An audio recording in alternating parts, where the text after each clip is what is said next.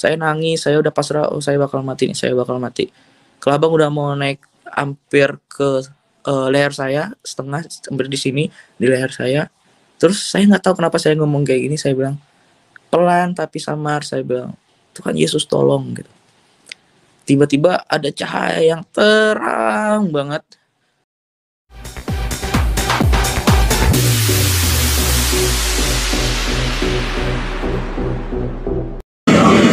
Shalom, saudara-saudara yang diberkati oleh Tuhan kita Yesus Kristus. Puji Tuhan, jumpa lagi dengan saya Pendeta Edison Senain dari kota Manado. Pada kesempatan ini saya akan menampilkan kesaksian seorang anak muda dari Arab, saudara-saudaraku. Papa dan mamanya adalah keturunan Arab, sedangkan kakeknya adalah pemilik salah satu pesantren di Jawa Timur.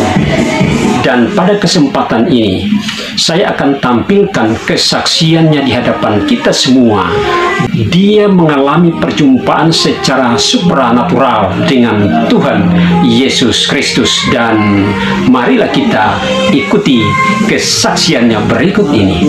Saya tuh dari agama sebelah. Nah, keturunan papa tuh dari Arab, mama juga Arab campur Jawa. Dari keluarga mama juga kakek saya itu sampai saat ini mungkin pimpinan pondok pesantren di salah satu kota di Jawa Timur gitu. Nah, pada saat itu saya itu tumbuh di lingkungan yang agamanya taat. Mau dari agama keluarga, lingkungan papa maupun mama, dan lingkungan di rumah saya sendiri gitu. Nah, waktu SD saya itu pernah bermimpi saya itu berdiri di antara dua negara, yaitu negara Israel dan negara Palestina, dan di belakangnya itu ada sesosok tinggi yang rambutnya agak panjang tapi terang gitu. Saya kurang clear buat ngelihat mukanya gitu. Seiring berjalannya waktu, masuk SMP itu saya sempat di pesantren. Terus pada saat itu saya pernah mimpi kalau saya itu main lari-larian, terus saya berhenti di suatu bangunan tua kayak gereja tua, tapi saya ingin membuka pintunya, itu nggak bisa, kekunci gitu. Terus saya membuka pintunya. Nah, seiring berjalannya waktu, saya itu waktu kecil kurang dapat kasih sayang dari keluarga. Jadi saya mencari kasih sayang saya itu di pertemanan, sampai di agama saya sendiri. Jadi akhirnya saya mempelajari agama saya lebih dalam lagi. Sampai waktu SMA itu saya menjadi salah satu ketua remaja masjid, terus ketua organisasi keagamaan, terus bikin acara-acara kayak ceramah, sampai saya iktikaf 3 hari di masjid hanya buat mempelajari Al-Quran dan hadis waktu situ. Tapi seiring berjalannya waktu, pada 2019 umur saya 18 tahun, saya kuliah di salah satu universitas di Tangerang. Dan pada saat itu saya ngerasain hampa banget. Karena apa? Karena jujur saya itu dari orang yang mungkin karena mencari kehausan akan kasih sayang ya. Jadi kayak saya sholat 5 waktu, sholat duha, sholat yang ibaratnya tuh sunah-sunahnya saya kerjain, puasa gitu-gitu, dan nggak pernah lepas gitu. Tapi seiring berjalannya waktu tuh saya tuh ngelakuinnya tuh kayak hanya praktikal doang gitu loh. Kayak ya udah, ketika saya ngelakuin ini hanya karena kebiasaan, kalau enggak karena saya takut kalau saya nggak ngelakuin ini saya bakal masuk neraka gitu. Nah, jadi pada saat itu saya karena orangnya juga realistis ya, orangnya suka pengetahuan juga. Pada saat itu saya sempat di titik ateis. I don't believe in God, bahwa God tuh exist tuh aku nggak percaya gitu pada saat itu. Nah, seiring berjalannya waktu, literatur saya makin bertambah, saya bacanya makin banyak buku gitu. Akhirnya saya percaya bahwa Tuhan tuh ada, tapi saya nggak percaya sama agama. Saya agnostik. Saya percaya Tuhan, tapi tidak percaya konsep agama. Nah, pada saat itulah saya mulai cikal bakal saya mencari Tuhan. Saya mulai mengkritisi semua agama yang ada di Indonesia. Mau itu Hindu, Buddha, Konghucu, terus Kristen, Katolik maupun Protestan, sampai ke Muslim. Dan saya berawal dari Hindu, saya belajar, akhirnya hingga mengkerucut, singkat ceritanya, mengkerucut hingga Muslim dan kekristenan. Kekristenan itu mau Katolik ataupun Protestan ya. Nah, karena saya 18 tahun waktu itu di Muslim, akhirnya saya mencoba untuk mengkritisi kekristenan dulu. Saya serang dulu Alkitabnya, bahwa bagi kami Alkitab tuh udah dirubah-rubah, eksistensi ataupun kredibilitas dari Alkitab itu tuh udah nggak bisa dipegang lagi gitu, karena udah dirubah-rubah segala macam. Jadi ketika saya belajar sejarahnya, saya belajar awal mula ketemunya transkripnya, wah rupanya keaslian dari Alkitab tuh terjaga gitu. Masih Alkitab yang dari perjanjian lama dalam bahasa Ibrani, perjanjian baru dalam bahasa Yunani, itu tuh masih tersimpan dengan aman di Museum Alexandria. Bahkan transkrip Injil Yohanes tuh itu bisa ditemukan sekitar 5.863 kopian transkripnya.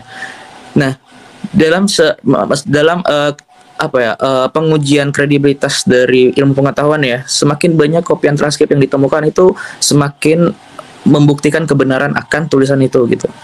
Nah, jadi pas itu saya mulai sejarahnya, terus sejarah pemahamannya, terus kenapa Kristen ada Protestan dan Katolik, muncul tokoh-tokoh seperti Martin Luther, John Calvin dan lain sebagainya. Saya mempelajari semua itu.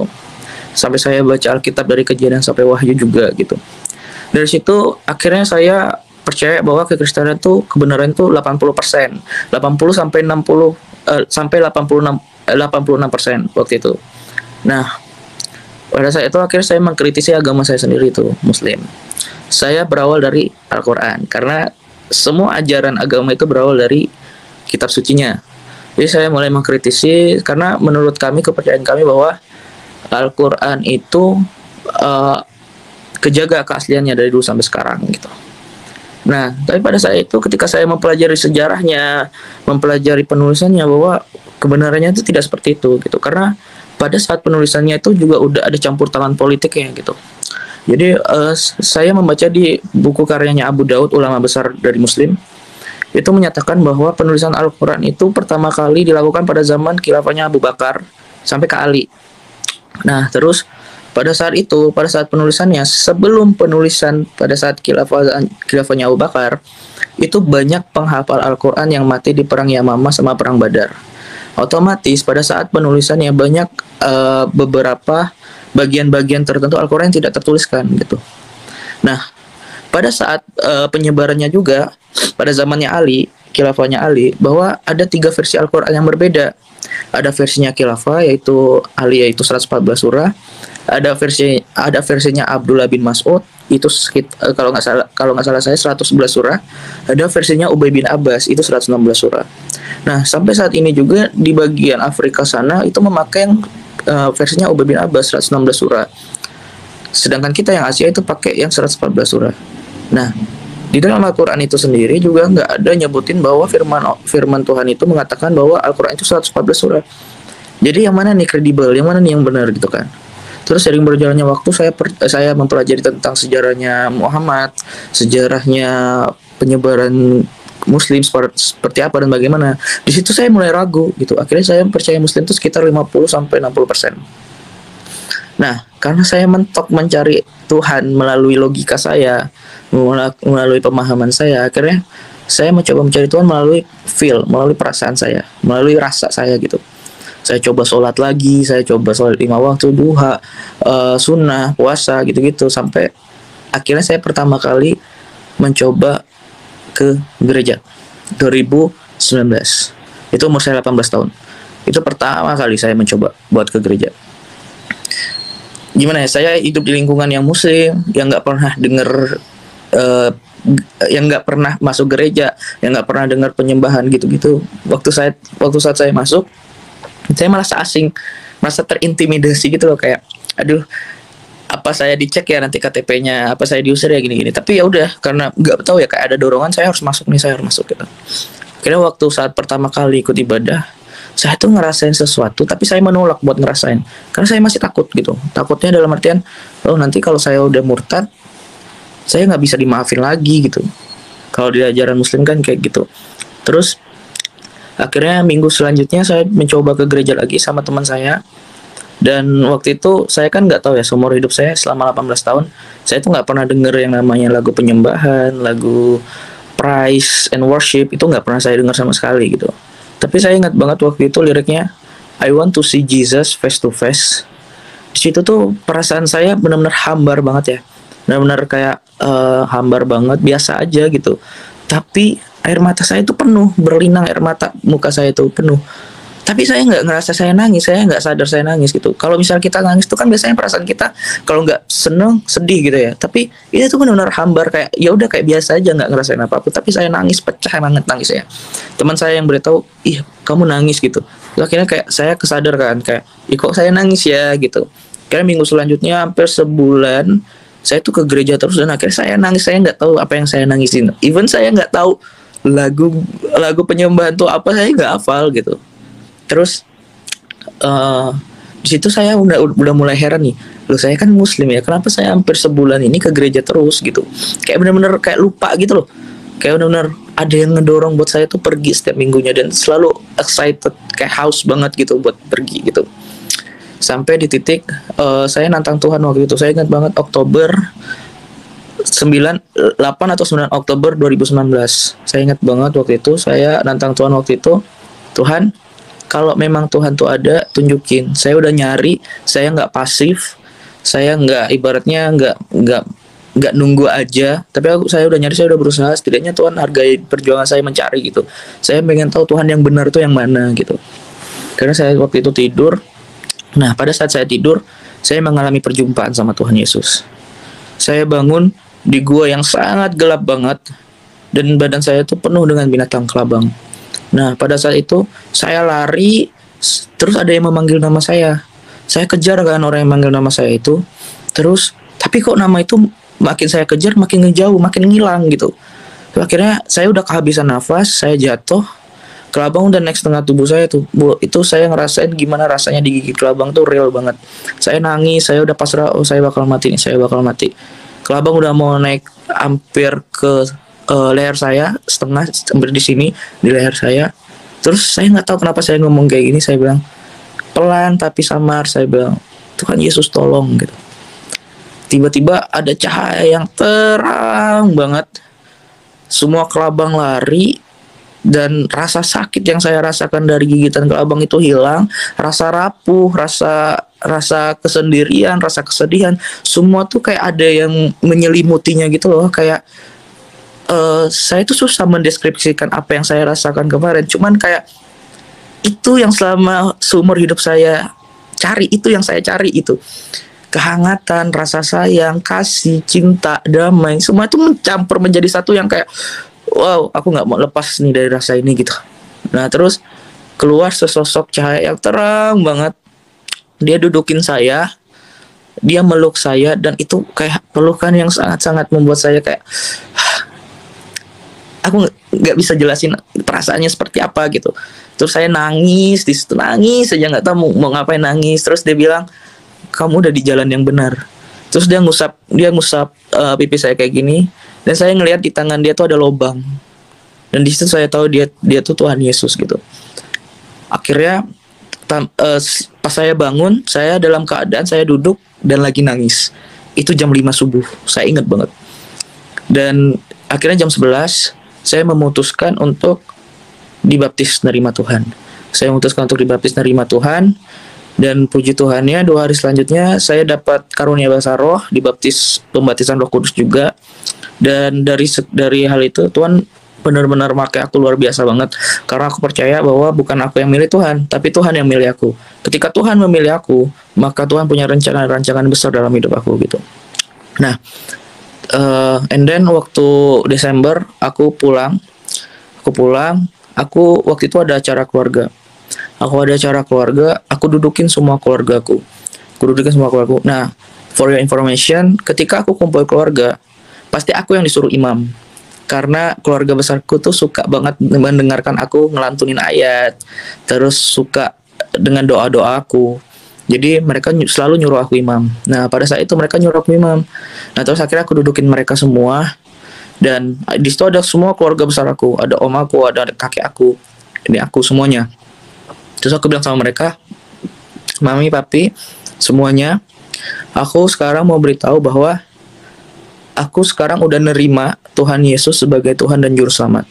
Aku nggak bilang aku pindah ke Kristen, aku nggak bilang aku pindah ke Katolik. Aku cuma bilang aku nerima Tuhan Yesus sebagai Tuhan dan Juru Selamat. Di situ aku langsung ditonjok, aku langsung dikurung, Jadi Natal pertama aku dikurung, terus aku heboh lah di situ, heboh. Aku diruqyah, aku di mandi, pokoknya diobatin secara Islam gitulah. Nah terus tapi nggak mempan buat aku gitu. Akhirnya aku sempat diusir, aku sempat ya pokoknya dicemooh lah sama teman-teman, dijauhin. Sempat ada teman aku mau jadiin aku sate. Aku pernah diteror, dilempar, bahkan ya singkat ceritanya ya aku hidup dari rumah ke rumah. Aku kadang nggak makan 2 hari segala macam. Memang benar-benar harga yang aku bayar banget gitu. Dan aku juga pernah dilaporin polisi. Pokoknya singkat ceritanya gitulah. Dan aku pernah mau dibunuh juga sama keluargaku, sama orang tua aku sendiri juga aku pernah mau dibunuh. Dari 2019 sampai 2021 tuh. Itu 2 tahun aku benar-benar berjalan bersama Tuhan banget. Aku pernah bilang sama mereka kayak gini, mau sehebat apapun mereka nakutin aku, intimidasi aku, bahkan mereka mau bunuh aku sekalipun, aku tidak akan pernah mau ninggalin Tuhan Yesus. Karena ketika aku menghadapi itu semua, Tuhan Yesus tuh selalu merema di dalam hati aku, di dalam telinga aku, di dalam pemikiran aku. I have decided to follow Jesus, not running back. Jadi aku gak bakal mundur. Karena Tuhan itu, aku udah memutuskan untuk mengikut Tuhan, memikul salib, harus ada harga yang aku bayar, aku gak akan pernah mau mundur. Karena kadang tuh ada teman aku bilang, kenapa sih kamu mau merelakan semua yang udah ada di dalam kehidupan kamu? Mau itu kecukupan secara ekonomi, finansial, sampai sekarang kamu gak punya apa-apa, kamu makan pun susah gitu-gitu. Terus aku bilang sama mereka, kalau kamu ngerasain hal yang aku rasain sekarang, mungkin kamu juga gak akan mau kehilangan hal ini, aku bilang kayak gitu. Terus akhirnya saya melewati banyak hal, dan puji Tuhannya juga Tuhan pakai aku luar biasa banget. Jadi selama perjalanan dari 2019 sampai 2021 itu ada sekitar 6 ustadz kali ya yang mencoba untuk berdebat sama saya. Tapi ya balik lagi, puji Tuhannya aku yang ibaratnya baru mengenal Tuhan Yesus, baru bertobat, tapi Tuhan bisa benar-benar mengurapi diri aku, mengurapi lidah aku untuk menjawab semua pertanyaan mereka. Memang Roh Kudus yang berbicara sama mereka. Karena aku percaya bahwa ketika kita mencari kerajaan Allah dan kebenarannya, maka akan ditambahkan kepada kita pengetahuan apapun itu. Makanya waktu itu ya puji Tuhannya ada salah satu ustadz yang akhirnya juga menerima Tuhan. Karena perbincangan komunikasi kita yang intens, akhirnya puji Tuhan dia udah nerima Tuhan sekarang. Dan Tuhan pakai aku luar biasa banget buat nyatain kemuliaannya melalui hidup aku. Hingga teman-teman aku yang dari Muslim ada 3 orang, puji Tuhan dan nerima Tuhan juga. Dan dari Buddhis 1 ada, puji Tuhan juga dan nerima Tuhan. Singkat ceritanya seperti itu, Pak.